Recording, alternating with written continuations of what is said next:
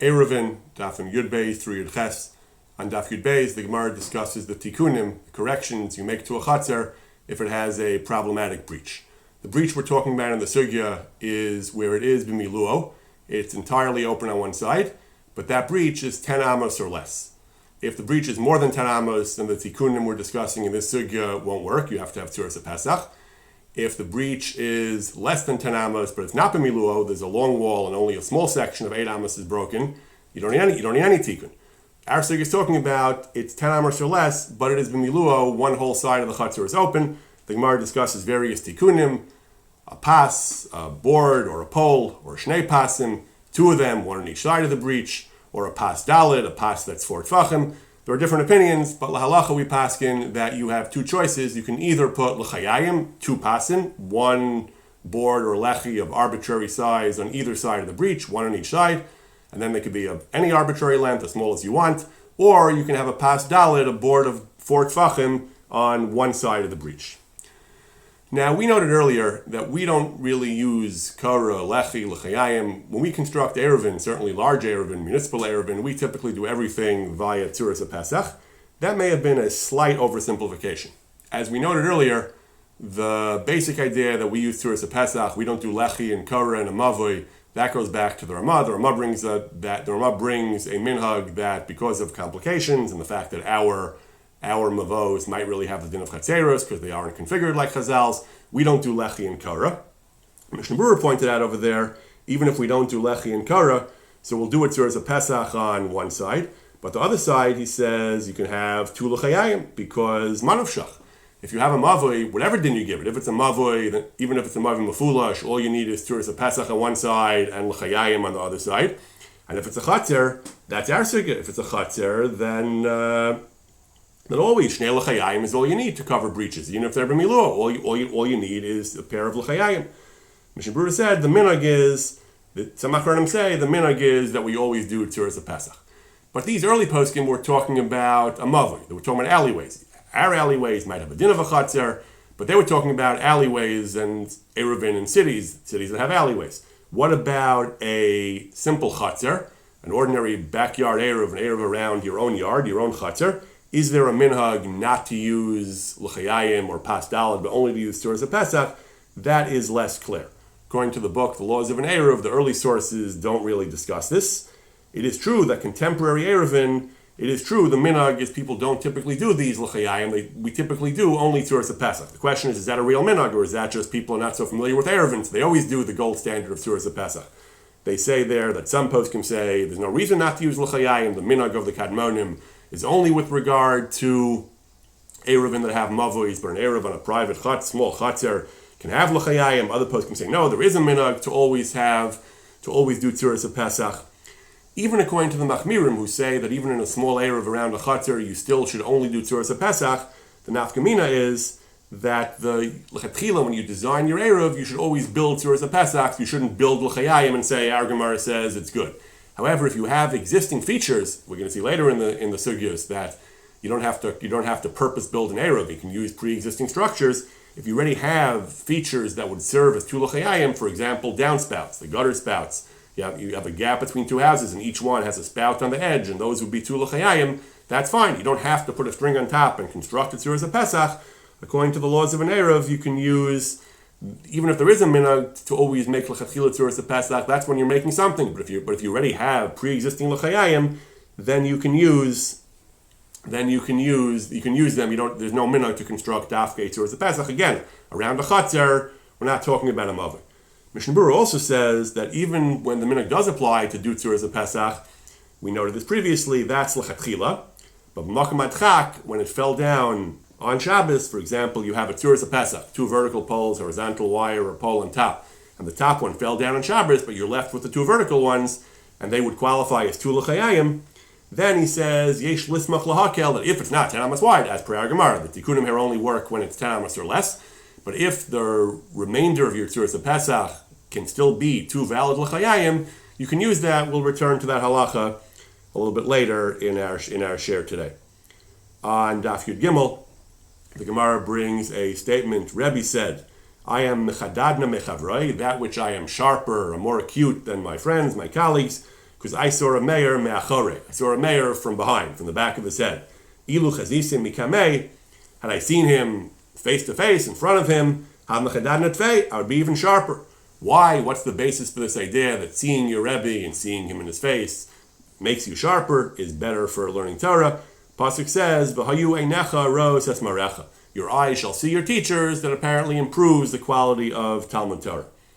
Rambam, Shulchan Aruch, in Hilchos Talmud Torah, they bring Keitzad Melamdim. What's the protocol? How are you supposed to study Torah? Ideally, the Rav is Yoshe Barosh. The Rebbe, the teacher, sits in the head of the class. Talmidim sit in front of him like a crown, so they can all in a semicircle and in a way that they can all see the Rebbe. Shiu kulam roim harav v'shom dvarav. They should all see the Rebbe and should all be able to hear him. The Baragola and Ar Sugya points to this Rambam. He is suggesting the Rambam got it from this Gemara. The Gemara talks about how valuable it is to see the Rebbe. So the Rambam says they should all see the Rebbe. The Vilna Gaon on Shulchan Aruch brings a different source, brings the Gemara in Krisus. Rav Mishashi had told his children, his sons, when you go to yeshiva, he says, when you sit in front of your Rebbe, you should chazu lepume derabchan, you should see the mouth of your Rebbe. Shenemar, the same pasuk, b'hayonecha ros esmarecha. So these two Gemaras talk about the importance of seeing your Rebbe. I don't know if you fulfill that via Zoom, or those of you who may be watching, who will be watching this recording on over the internet, whether that constitutes v'hayonecha ros, your eyes seeing, but seeing face to face, certainly the Gemara says is an ideal way to study Torah. The Gemara goes on, a famous Gemara, it says that for 3 years, Beis Shammai and Beis Hillel disagreed. They had arguments that persisted for 3 years, and each one said the halacha should be like us, halacha k'moseinu, halacha k'moseinu. Eventually, a Baskel said, Elu ve'elu divrei Elokim Chaim hein v'halacha k'Beis Hillel. They're both divrei Elokim Chaim, the words of the living God, living words of God. But the halacha is like Beis Hillel. We discussed in our previous share the idea of ein mashkichin b'Baskel, whether you're allowed to use nevuah, prophecy, divine revelation to establish the halacha. But this Gemara uses another expression, Elu ve'elu divrei Elokim Chaim. There's a great deal of literature about what exactly that means. If the two positions are inconsistent, mutually contradictory, how can they both be divrei Elokim Chaim? Most of this discussion is in the philosophical, the theological. What does it mean for them to both be divrei Elokim Chaim? I want to just note briefly a very interesting analysis of the concept that has halachic ramifications. That is by the Chikrei Lev, Rabbi Rafal Yosef Chazan, about 200 years ago. He has an incredibly provocative and modern idea interpreting Elu ve'elu divrei Elokim Chaim with halachic ramifications. He says Elu ve'elu divrei Elokim Chaim means there is no objective truth that is out there. The truth is that there are two valid positions, and they're equally true. And there is no, even theoretically, there is no objectively right or wrong side. It's simply a machlokas, and that's as far as we can reduce it. There is no underlying right answer. The right answer is, it's a machlokas, there are two valid positions, and there's no way we can get further than that. Ramification to that, halacha l'maisa, he brings two interesting ramifications. One of them is, he says, there's a discussion in the Rishonim, we say that when it comes to a daraisa, safek daraisa l'chumra. You have to be machmer when there's a question of a safek yisad daraisa. Drabanan, you can be mekel, but safek yisad daraisa, you have to be machmer. There's machlokes Rishonim whether that itself, that principle is midaraisa. The Torah itself tells you have to be machmer misafek if you have a safek daraisa, or whether that principle tells you that principle is only midrabanan. The Rabbanan said you have to be machmer for a daraisa, but midaraisa you could be mekel. Says the Chikrei Lev, that whole machlokes, that whole idea that there might be a din daraisa to be machmer for safek daraisa, that's only on a safek in mitzius, a safek about the realia, what objectively is true or not true. Then, since it might be in Issa Daraisa, it could be that Midaraisa you have to be machmer. When it comes to a suffix in din, a question in the law, a question in the halacha, where the principle of Elu ve'elu divrei Elokim Chaim applies, it may not always apply. Some poskim say it only applies to great gedolim or certain machlokim, but when the principle of Elu ve'elu divrei Elokim Chaim applies, then he says there is no din of Safek Daraisa l'chumra Midaraisa. Midrabani you still have to be machmer, but then Midaraisa, there's no need to be machmer. Why, he says? Because the whole idea of Safek Daraisa l'chumra midaraisa is because maybe there's a daraisa here. He says there is no maybe here. This is an irreducible suffix. There is no maybe objectively. It's really asur midaraisa. It's a suffix. It's an irreducible suffix. There is no tzad that it objectively actually is asur midaraisa, and therefore there would be no din of Safek Daraisa l'chumra midaraisa. It's kind of a brain teaser. It's kind of hard to parse that through exactly, but that's what he says. Another nafkamina, he says, you can't make a t'nai regarding a matter of halacha about which we say Eilu B'Eilu Divrei Elokim Chayim. A t'nai in most of Shas, a condition in halacha is you say, if the truth is X, then I want this transaction to go through. If the truth is not X, I want this transaction not to go through. When Moshe discussed going into Eretz Yisrael with the tribes of Gad and Reuven, he said, if you keep your word and you march in the vanguard of the Jewish people and fight against Canaan, then you will get the land that you want in Eivra Yarden. And if you don't, then you won't. So the T'nai was in a real question, a physical question. Will you march? Will you not march? And all the T'nai we find in the Talmud are always, if you do this, if you don't do this, if I meet this condition, if I don't meet this condition. The conditions are always facts. Can you make a T'nai about a halacha? Can you say, if the halacha is X, then I want this kinyan, and I want this to work, and if the halacha is not X, I don't want it to work. There are certain cases where you might want to do that. You're coming to shul, and the shul is going to reach Kriya Shema according to the time of according to Zman Kriya Shema of the Gon, but not according to Zman Kriya Shema of the Magen Avram.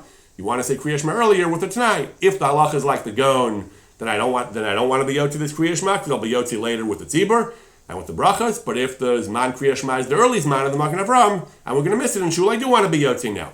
Can you make such a T'nai? That's not the T'nai he talks about, but it's the same idea. He says no, because a T'nai has to be based on something that has an objective reality, either yes or no. I may not know what it is. It might be an event that occurs in the future, but a T'nai can only be made regarding a condition that has an objective answer, either yes or no. A question in din about which we say Eilu B'Eilu Divrei Elokim Chayim, there is no underlying objective answer of yes or no. Therefore, he says you cannot make a T'nai conditional on a halachic matter, because Eilu B'Eilu Divrei Elokim Chayim means there is no black and white answer. Not just we don't know the answer, there is no answer. The ultimate truth is Safek. That's all we can say. Daf Yud Daled, the Gemara discusses the Mishnah. The Mishnah was on Daf Yud Gimel. Talks about the Korah. The Korah has to be wide enough to Mekabel and Ariach. Ariach is a kind of brick.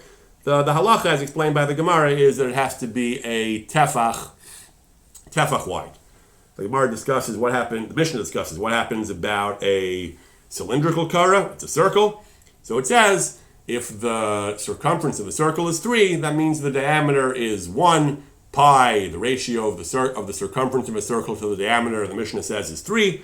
And therefore, if you want to make sure the diameter has 1 tefach, you have to make sure the circumference is 3 tefachim. How do we know that pi is 3? The Gemara brings psukim. The Gemara talks about the Yam Shas Shlomo, a large cistern that Shlomo made, and it discusses the dimensions, and the dimensions given by the text of the Navi is a ratio of 3-to-1 for the circumference to the diameter. Now, of course, pi is not actually 3. Pi is 3.14 plus change. So approximately 3 1/7. So you could learn the Gemara is being imprecise. The Gemara is giving an approximate number. But Tosfos asks that our Gemara implies, based on the details of the sugya, our Gemara implies it is exact. The Gemara talks about mashus, they are accurate, they're not accurate. The Gemara seems to imply that it's giving a very precise figure for pi. Similarly, in Bava Basra, there's a similar Gemara, Tosfos says, that implies that the Gemara believes that pi is exactly 3. The Kasha says Tosfos, it's not true. According to the Chachmei Amidos, according to mathematicians, geometers, pi is not 3. Tosfos has no answer. Tosfos, throughout his commentary, Tosfos were not professional mathematicians, but throughout the comments of Tosfos, the mainstream Tosfos that we have on Shas, Tosfos is always right about the mathematics that he discusses. Tosfos doesn't discuss mathematics that often, but when he does, whatever he says is always absolutely correct. Tosfos never, to the best of my knowledge, makes any mistakes in mathematics. There are some problematic comments of other Rishonim that sometimes say things that we don't think are correct according to mathematics, but Tosfos, as we see here, is always spot on when it comes to mathematics. Other Rishonim and Acharonim discuss the basic problem that Chazal seem to say pi is 3, but it's not. We know pi is not 3. Tashbat says a tshuva. He says 2 possibilities. Either Chazal had a Kabbalah, Chazal had a rule in halacha that we're allowed to use in certain contexts, certain approximations, even though pi is not 3 for certain purposes. We had recently Shiurim, Halach Moshe Misinai. The Shiurim, halachos of shiur, of dimensions, were given to Moshe Misinai. So maybe this is one of the halachos, that you're allowed to use certain approximations for the purpose of simplifying calculations. Tashbat's second shot is that Chazal knew these numbers weren't accurate, but when they wanted to explain things to students, they didn't want to get bogged down in complex calculations, so they oversimplified. They used calculations that weren't entirely accurate. Some poskim have a very hard time with this. They say it's one thing if the calculations are inaccurate l'chumra, but sometimes the calculations are inaccurate l'kula, like in our Mishnah.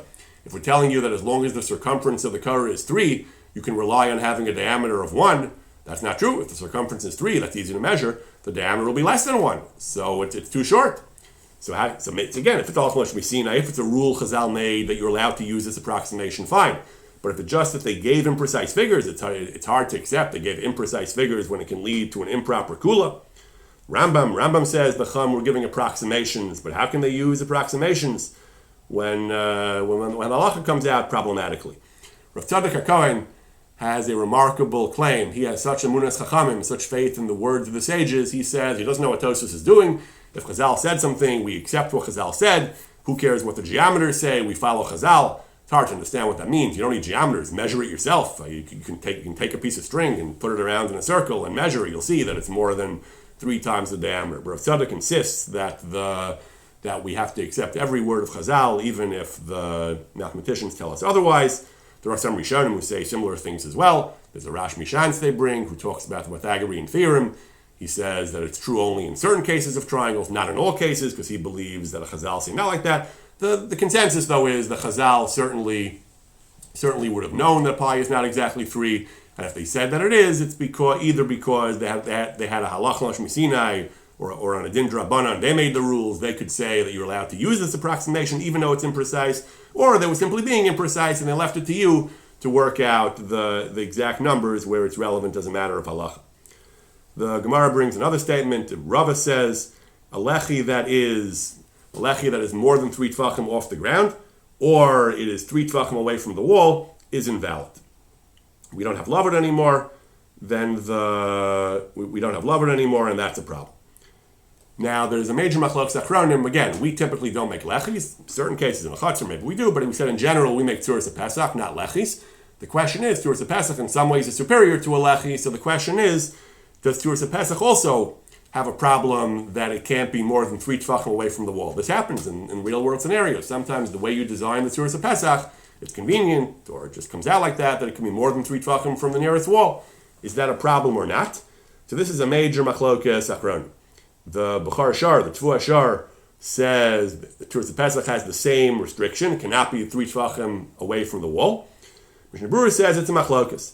He says that many poskim say it's not a problem. Some poskim say it is a problem. He also brings the opinion of the Makar Chaim. The Nesivos' commentary, brief notes on Eruvin. The Makar Chaim has a compromised position. The tzuras of Pesach typically will connect 2 different walls on each side of the tzuras of Pesach, on each side of the square. So if the tzuras of Pesach is 3 tefachim away from both of them, that's a problem. If it's within 3 tefachim of one and not the other, that's okay. But the Mishnah Berurah in general says that l'chatchila, certainly you should be stringent to machmer that the tzuras of Pesach has to be within 3 tefachim of the wall. And the laws of an Eruv, they say the Mishnah Berurah implies that even the Makar Chaim, l'chatchila, he doesn't think you should be samech on that l'chatchila, you should. He brings the Makar Chaim as in general on the side of those who don't say it's possible entirely. He brings the Makar Chaim's view, but in general, l'chatchila, he seems to be saying that you should have it within that 3 tefachim on both sides. That's what you should have. He calls it nachon lachosh lahachmer.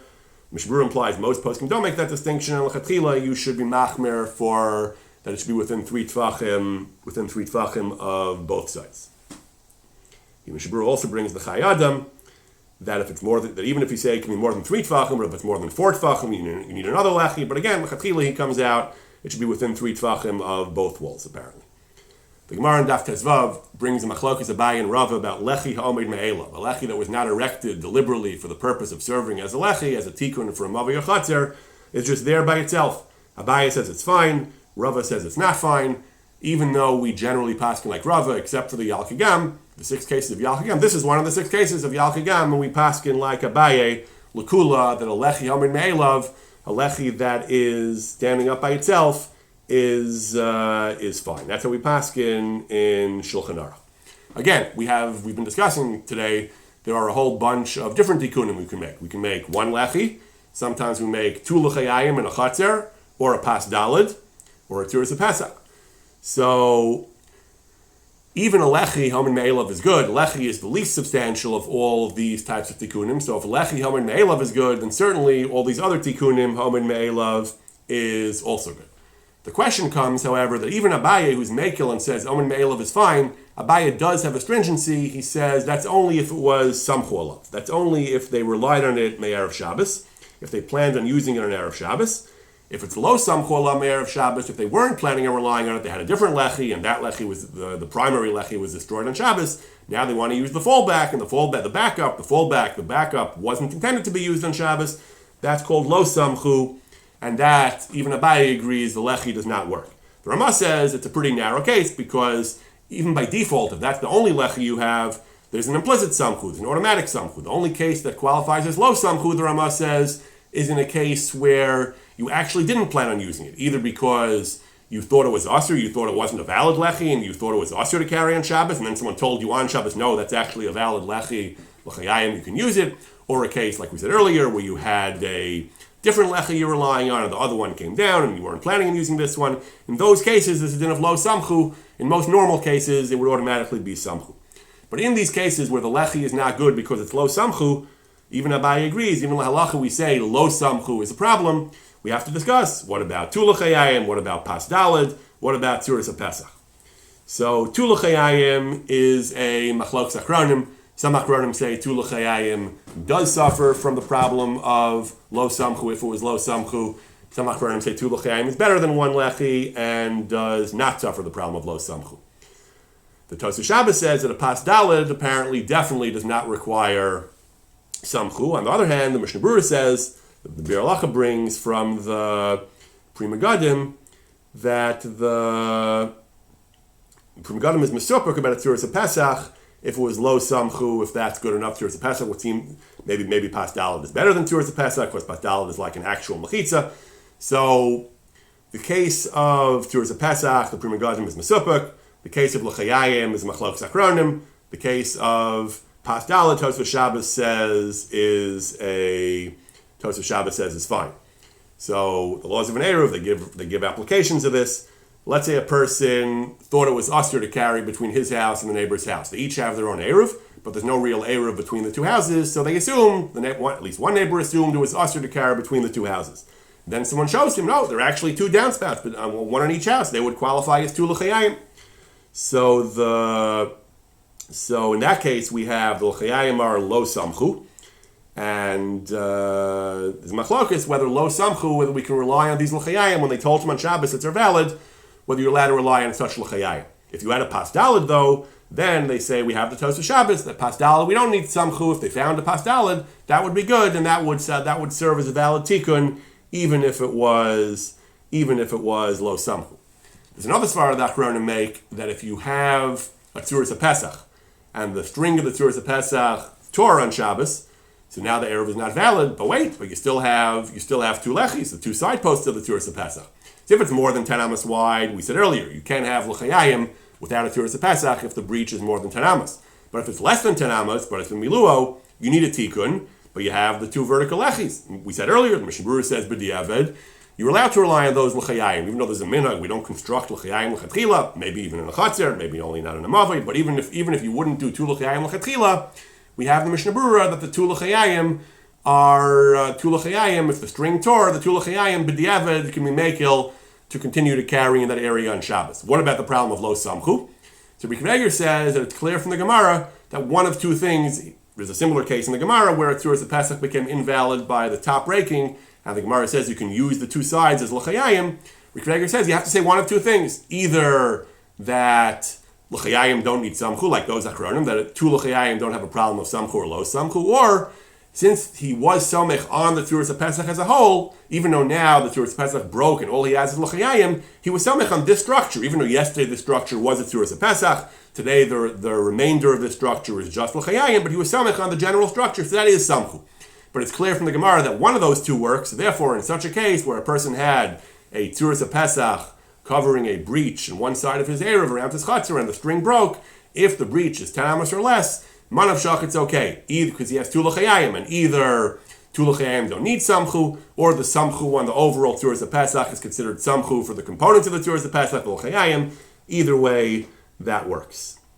The Mishnah talks about making an Eruv out of miscellaneous things, the accoutrements of your animals, or a mechitza out of, and it says that one rule you have to have is you can't have a pirza of eser amas, meaning more than 10 amas. We keep saying that's a pirza that needs to be corrected.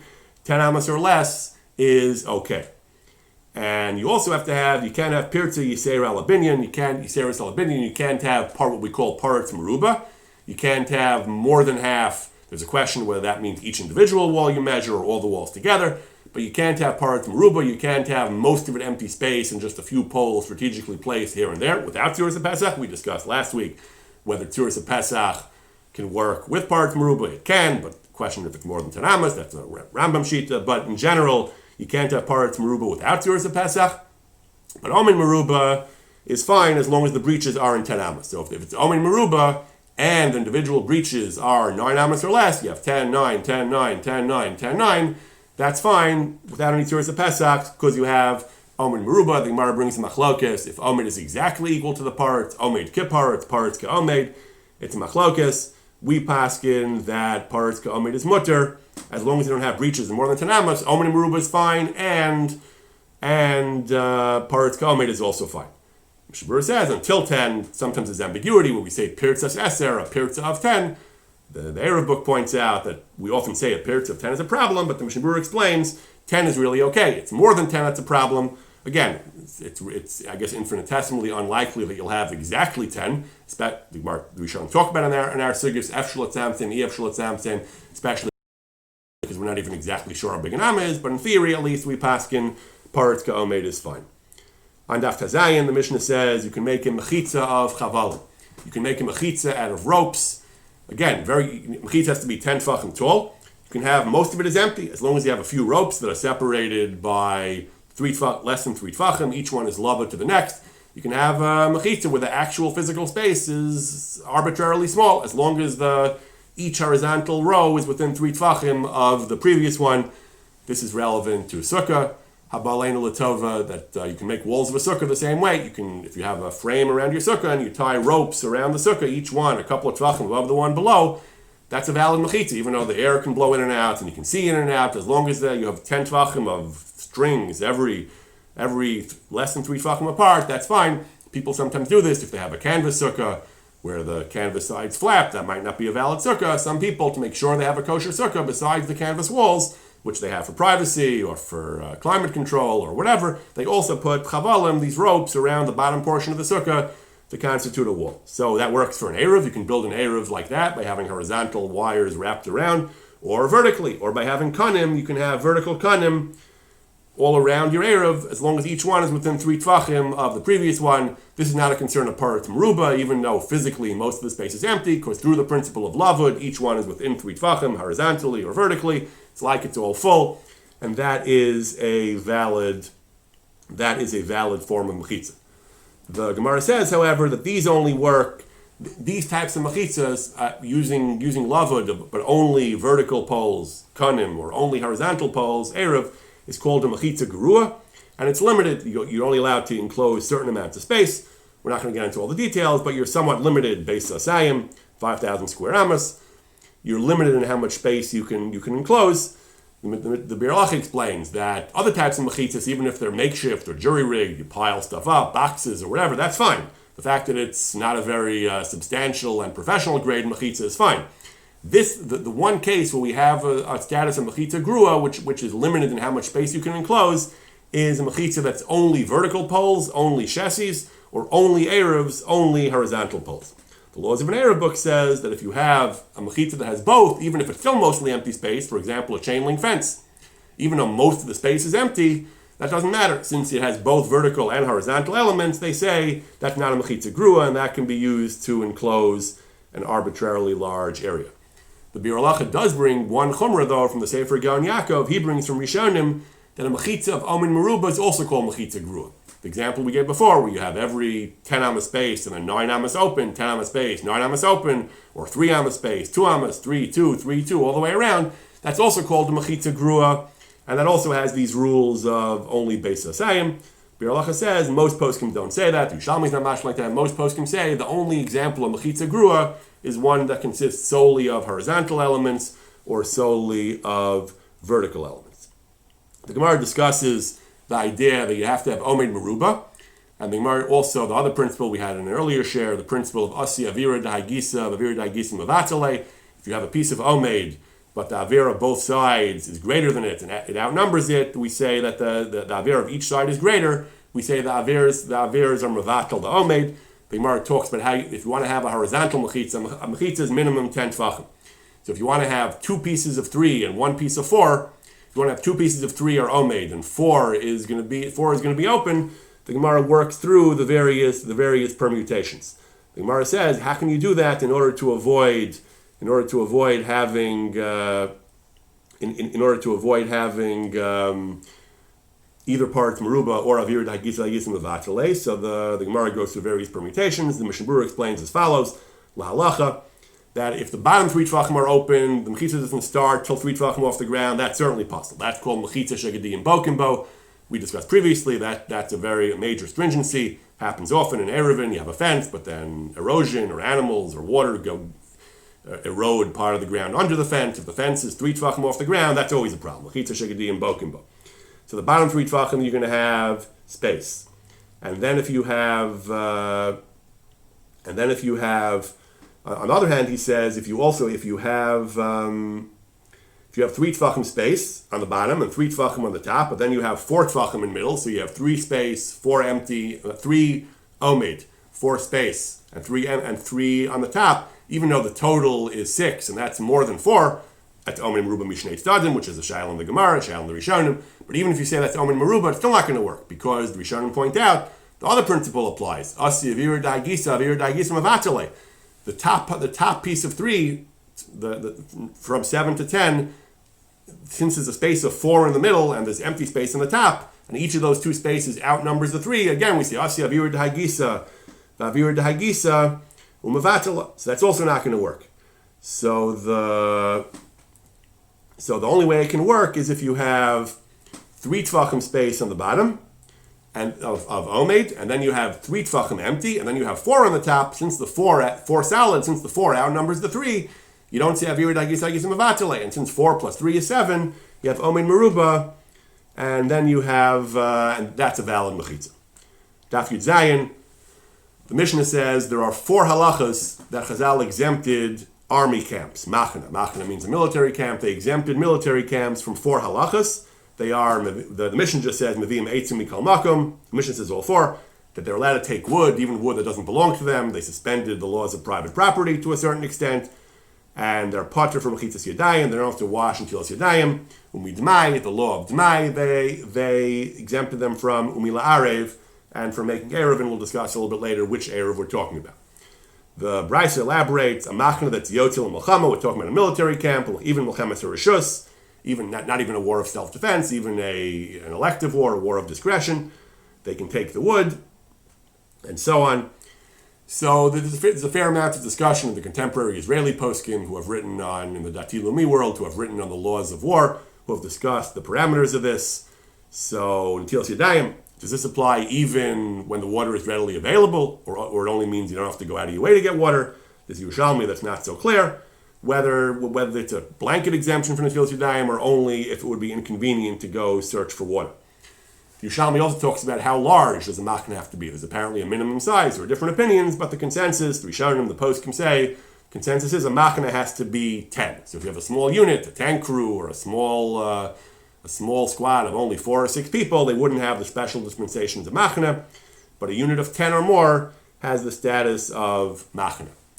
The post can also discuss, does it have to be a camp engaged in battle? Certainly, if they're actually in the middle of fighting a battle, they're certainly potter. The post can generally assume if it's a camp that's engaged in active duty in a hostile area where they can encounter hostilities at any time, then that would be a machna.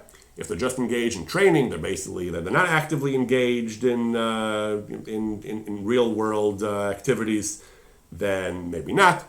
Post can also discuss the status of permanent bases, an army that's home on a base, but it's not. Machna implies camp if they're out in the field.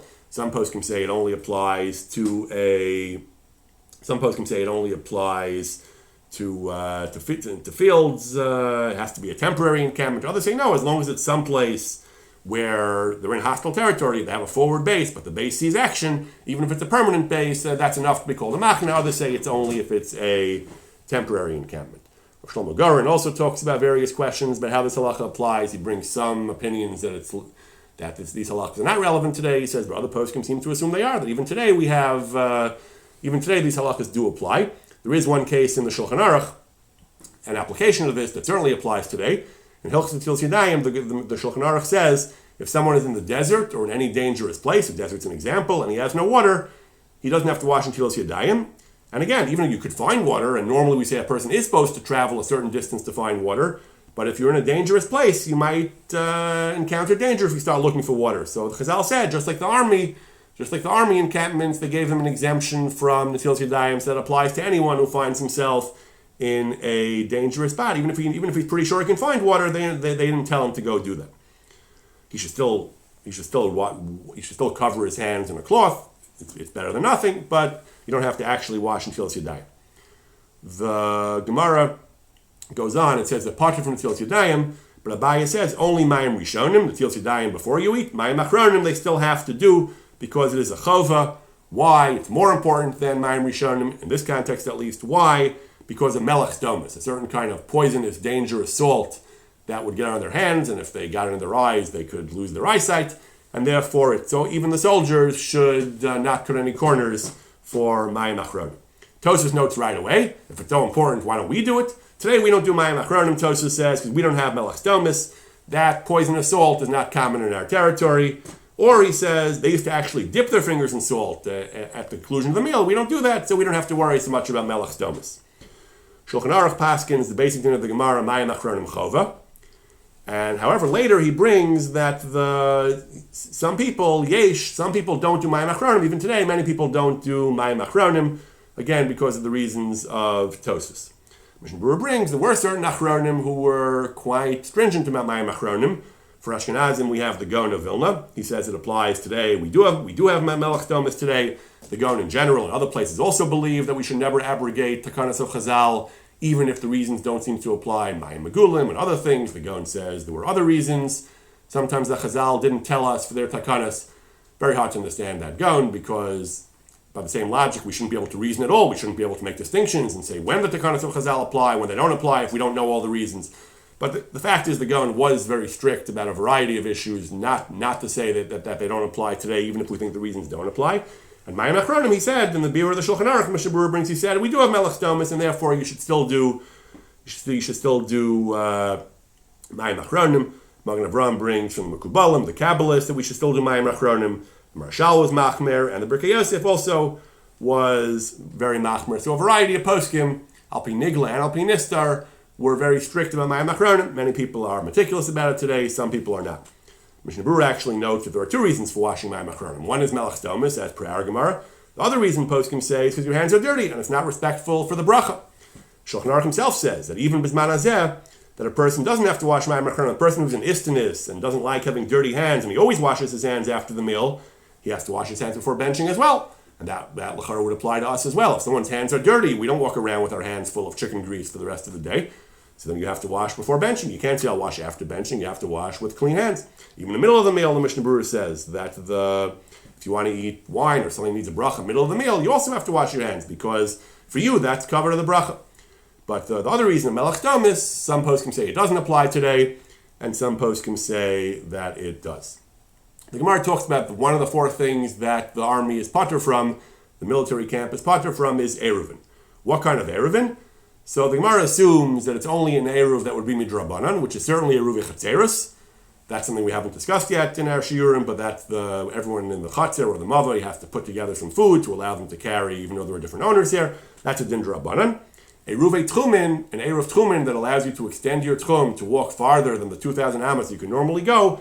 That kind of Eruv tchumin, that kind of Eruv, the military camp is not patur, and the Gemara makes it clear it's because Tchumin daraisa, because it says al yetze yishma makomo that al yetze yishma makomo is an isur daraisa of tchumin. So the Gemara assumes that whatever's daraisa, there's no exemption for the military camp. They exempted them from dinim drabanan. L'maisa, that it is a major machlokes rishonim, machlokes in the Gemara elsewhere, whether tchumen is deraisa or not. Our Gemara itself brings some dispute about it, but elsewhere it's machlokes tanoim whether tchumen is midaraisa or not. We generally paskin that tchumen is not deraisa. However, there is a major machlokes rishonim whether there's a second category of tchumen based on a Yerushalmi called Yud Beis Mil, 12 mil, a larger tchum. Normal tchum is only 2,000 amos, but a tchum of Yud Beis Mil.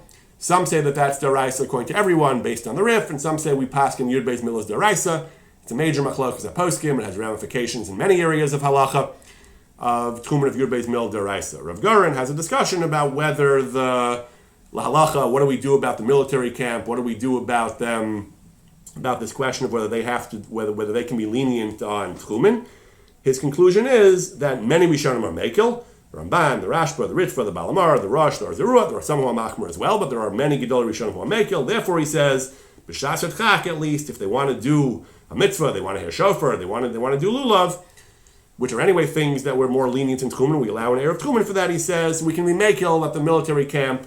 Can be more lenient in tchumen. We can be samech on these Rishonim that even Yud Beis Mil, even if they want to go the share of Yud Beis Mil, he says that even to be mekel, even on that they can be mekel, they can be samech on all these Rishonim that tchumen is always drabanan and we're lenient for the military camp. Daf Yirches, the Gemara brings a brisa, second parak. The Gemara brings a brisa, hamartze mos leisha miyado liyada, someone who gives money hand to hand to a woman, or from her hand to his hand, he passes money back and forth with an impure motive, not just because he's trying to do business, but because he wants the opportunity to ogle her, she is takelba.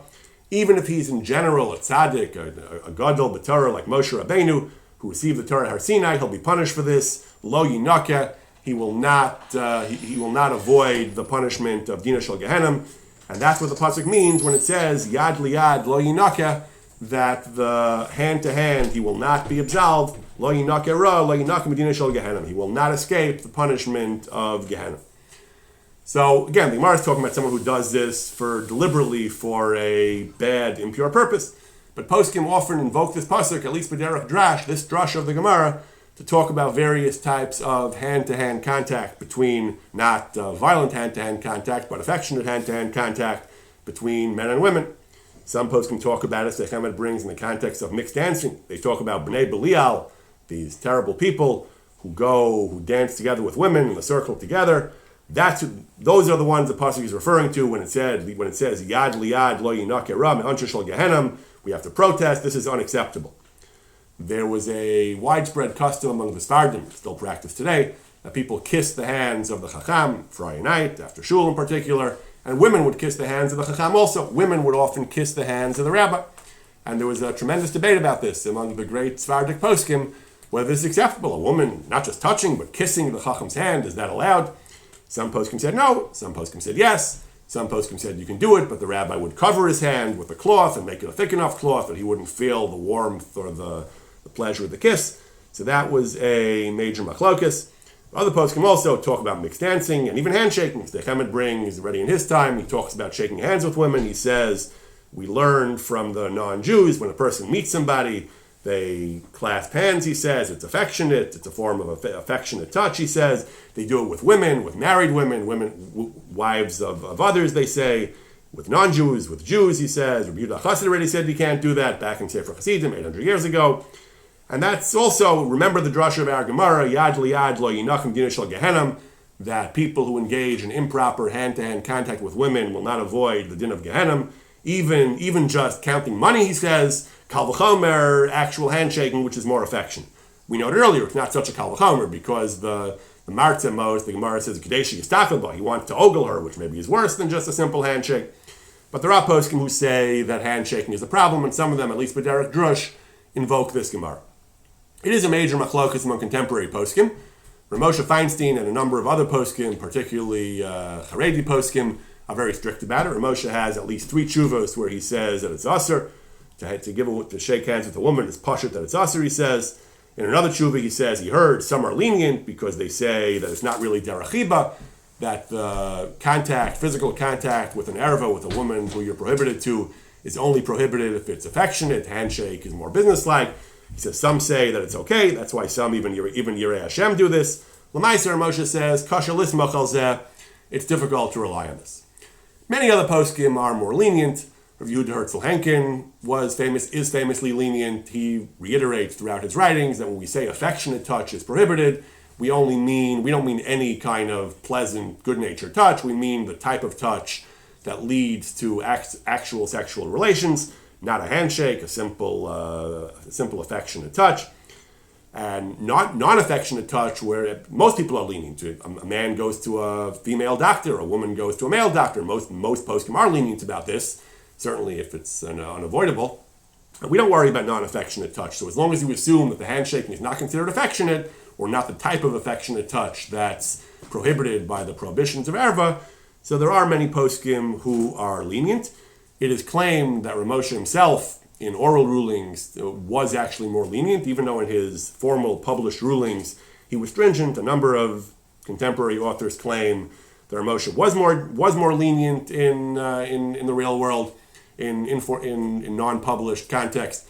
Some poskim distinguish between offering a handshake and accepting one that was given. Some poskim are concerned you not make a chilul Hashem and you not humiliate someone who extends a hand to you. Some poskim say that you should give a limp handshake, you should give a dead fish handshake, you shouldn't give an enthusiastic and solid handshake. But at the end of the day, it is a major machlokes poskim. Some poskim say it's a problem of erva, it's usher. Some poskim apparently go so far as to say even yahari val yavar, it's bona fide erva, and even if the stakes are high, you're mechuyev to be stringent about this. Other poskim are more lenient. Other poskim say it's not a problem at all. As per Yehuda Herzl Henkin, Mikra din, it's not a problem. Rabbi Henkin himself agrees that it's ideally one should avoid it. He says if one can, it's better not to. Certainly in our generation, he says, where there's a lot of loosening of the bounds of erva, we apply the principle of lech amrin l'naziros, char tzvar l'kamar l'tikra. If a nazir stays away from temptation, we should certainly try to avoid it. The Mikra din, Rabbi Henkin says it's fine.